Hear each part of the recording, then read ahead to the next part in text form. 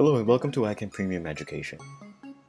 For this episode, we are going to talk about Gather, the new way to go to work or to school. Let's answer the question, what is Gather? Officially, it's called GatherTown. It is a web conferencing software like Zoom, but with the added component of seeing the virtual room you and others are occupying, and with the ability to move around and interact with other participants based on your locations in the room, just like in real life. GatherTown has some pre-built virtual environments targeted at educators. There is a pre-built classroom setting, a generic campus setting, a dorm, a quad, and a lab. Within your environment, GatherTown allows you to add virtual components and tools to your virtual space, such as a whiteboard, a podium, or a specific video stream to more fully mimic a classroom or conference setting. Here's a real-life sample of Gather. Hello, so this is an example of a Gather office. I'm going to show you all the things that you can do here, as well as the functions of what we can be achieving while using this program.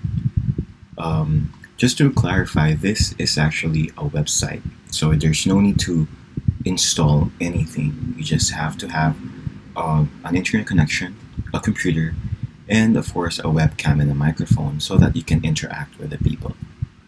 So this is the name of the office. I named it ICAN Ort, like this, and this is a link to this.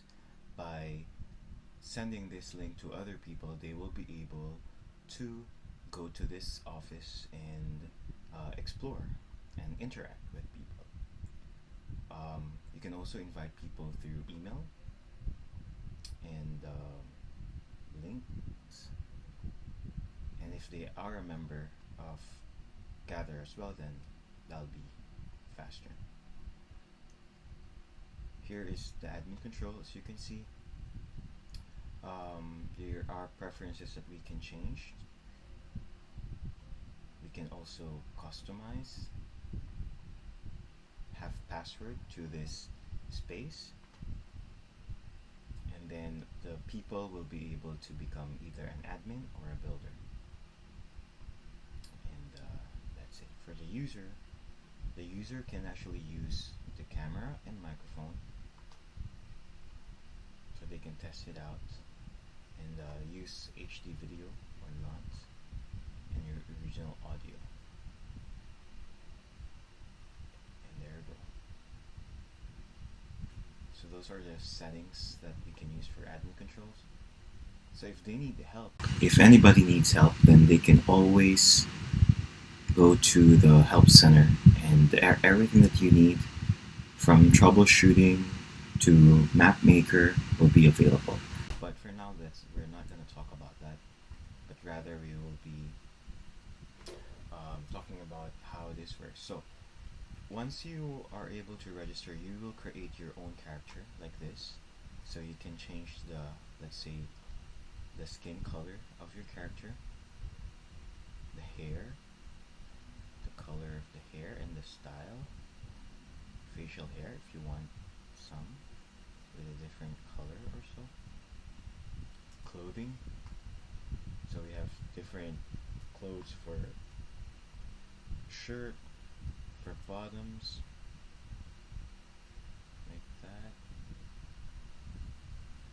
and for shoes.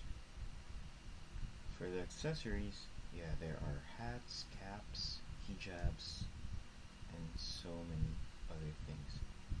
Your character can also wear eyeglasses,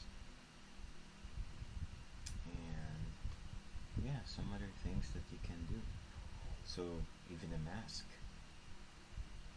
Alright, so the point of this is to create a character that actually reflects what you look like. This way, other people can recognize it's you.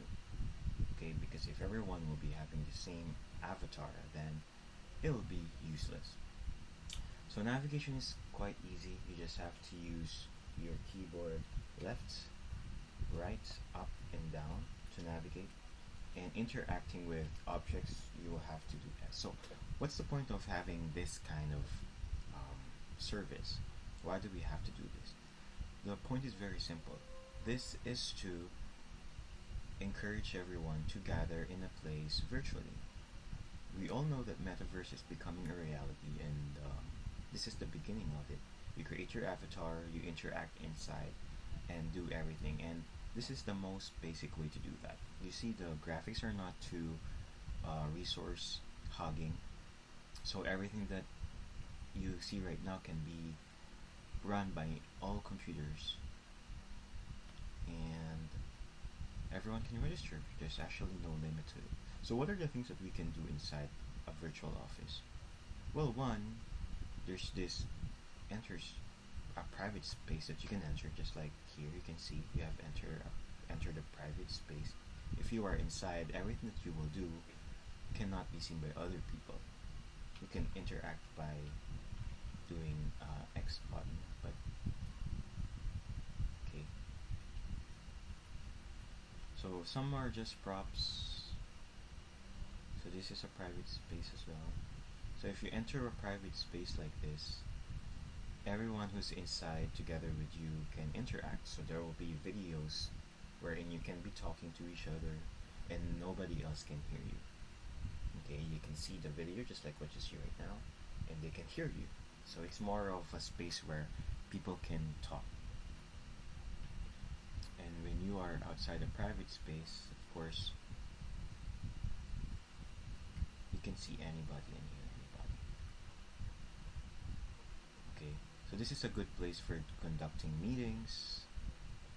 So if I have a student, let's say, and the student will be going to this room. So it means if we are together in this space, small space right here, we can have our private class and nobody can hear us, just us.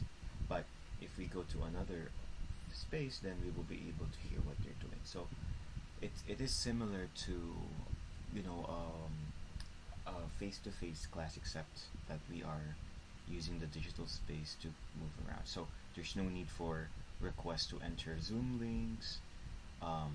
There's no need to have a video call. You can see immediately if your teacher or the student will be late. So if I'm already here, I can know if my student is available already, or if a student is somewhere. I can see from here, and the student can just enter this room, and we will have a space together and we can talk. And after the class, all we have to do is just to get out of the space and move to our next student. And then the next student will be here. I'll be able to talk to that student.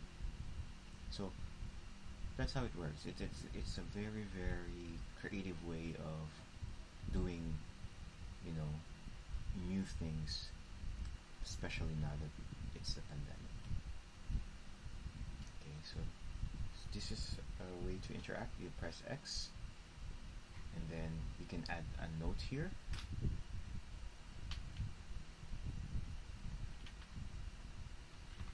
Like that. If we need to change it with something, then we can do so. Okay. It's just a little laggy right now, and it's glitchy because of it's in beta stage, so you can expect that.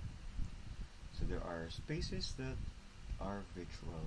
There are also ways wherein you can play games with other people. Actually, there's a lot of things that you can do inside, but the point is for you to be able to interact with your teacher or the student through a virtual world, and it's simulating everything that you can do in the virtual world. So I guess that's all I can share for now. I hope you can actually give it a try and give us feedback if you think this is going to be useful for us in the future. So again, thank you for watching this video and have a great day.